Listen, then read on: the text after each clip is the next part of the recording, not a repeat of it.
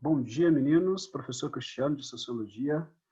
Essa aula nossa de hoje é uma revisão, tá? De doutrinas econômicas ao longo da história, principalmente doutrinas econômicas surgidas ali no período caracterizado como período anterior à Primeira Guerra e logo após a Segunda Guerra, onde nós vamos perceber que as doutrinas econômicas elas vão passar por um processo de desenvolvimento e aprimoramento, principalmente no que diz respeito ao momento histórico vivido, certo? E a ideia de hoje é falar um pouco sobre liberalismo, sobre a política de John Maynard Keynes, que é o keynesianismo, e entender como que essa sociedade liberal vai passar pela sociedade onde o modelo econômico é o modelo de John Maynard Keynes, que é o keynesianismo, entrando num processo de crise e adotando medidas liberais, certo? Então vamos lá. Primeiro, quando a gente fala de desenvolvimento, gostaria de lembrar que essa aula é uma revisão das aulas anteriores, porque nós já estamos já no final do nosso livro, ou seja, nós já finalizamos o livro do mês de setembro, e por isso eu resolvi fazer essa aula de revisão para a gente poder voltar aos conceitos do desenvolvimento das chamadas doutrinas econômicas, certo? Então, quando a gente fala do desenvolvimento de doutrinas econômicas, a gente fala do capitalismo mercantilista, que é aquele capitalismo lá do processo da expansão marítima comercial, que foi um capitalismo criado para solucionar a crise da baixa Idade Média, peste negra, guerra e fome, principalmente baixa produtividade e a carência de mão de obra, certo? Obviamente, o capitalismo mercantilista das grandes navegações, que foi uma relação entre o rei mais a burguesia, afastando a Igreja Católica das decisões políticas e econômicas, resultou num capitalismo protecionista, onde o rei, através de medidas protecionistas, dentre elas o protecionismo alfandegário, que é o aumento da taxa de juros sobre produtos importados, ele controlava ali a lucratividade da burguesia naquele momento. Obviamente, esse capitalismo mercantilista, ele vai passando por processos de transformações. Dentre eles, nós podemos caracterizar todas as revoluções burguesas promovidas no mundo, né, que além de poder econômico, relegou à burguesia também um poder político, como a Revolução Francesa, a independência dos Estados Unidos em 1776, né, a Revolução Francesa em 1789, a Revolução Puritana e Gloriosa na Inglaterra, que vai criar uma estrutura parlamentar que vai limitar o poder do rei. A burguesia vai avançando cada vez mais sobre o poder político, porque o poder econômico ela já tinha. E com a Revolução Industrial, obviamente, é o último processo revolucionário que coloca a burguesia no topo dessa pirâmide social, ocupando espaços de poder político e espaços de poder econômico.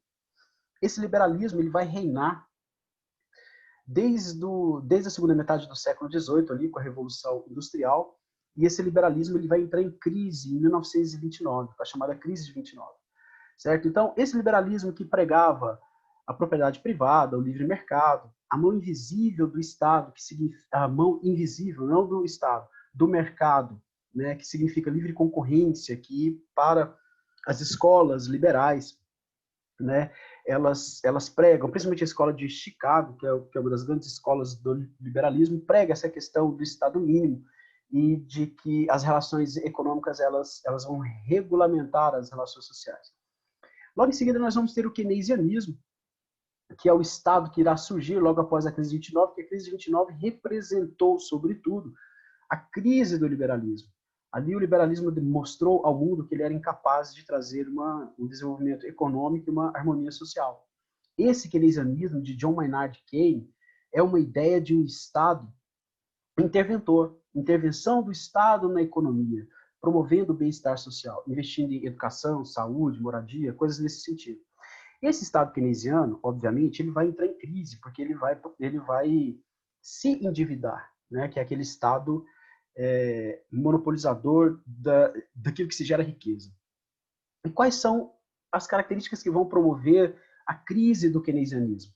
Fatores. Primeiro, crise do petróleo, e essa crise do petróleo, ela significa internamente crise do alimento, né, na mesa da população, até porque a maior parte do transporte hoje ele é rodoviário.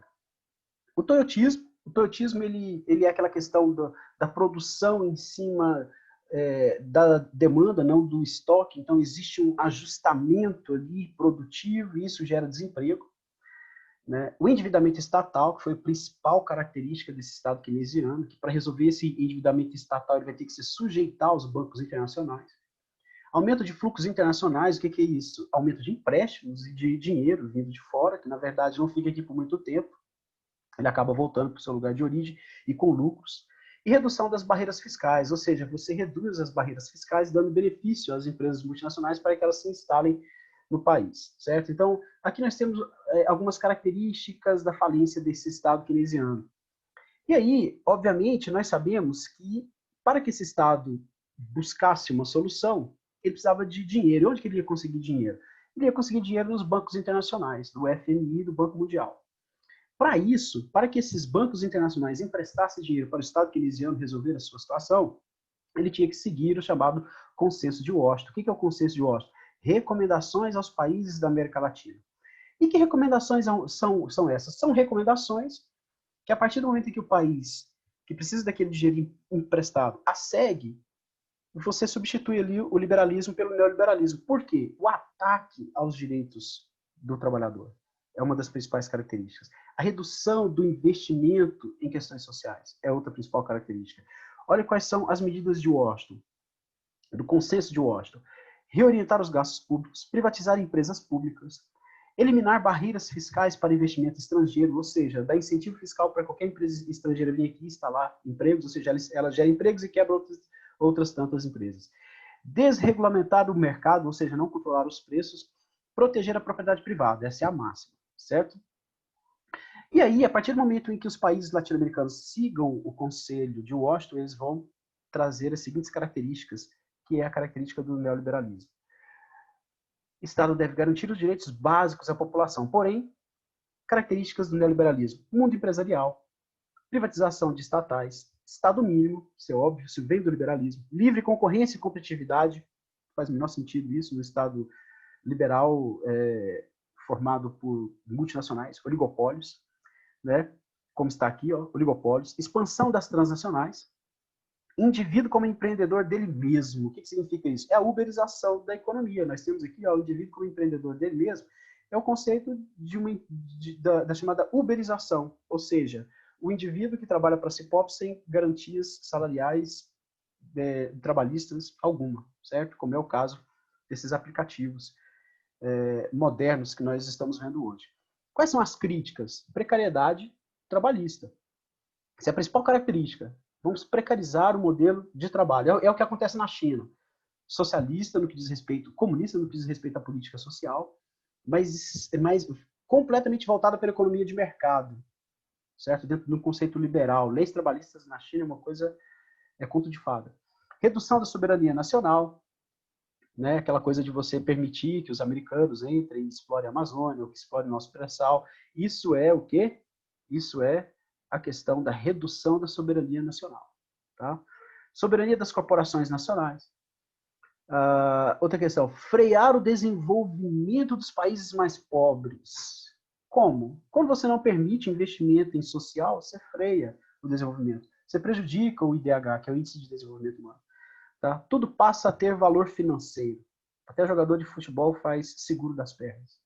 Redução de investimentos sociais. Esse é o que vai relegar qualquer país que adota uma política neoliberal à miséria, à desigualdade social e aos conflitos internos constantes. Ok? Obrigado, meninos.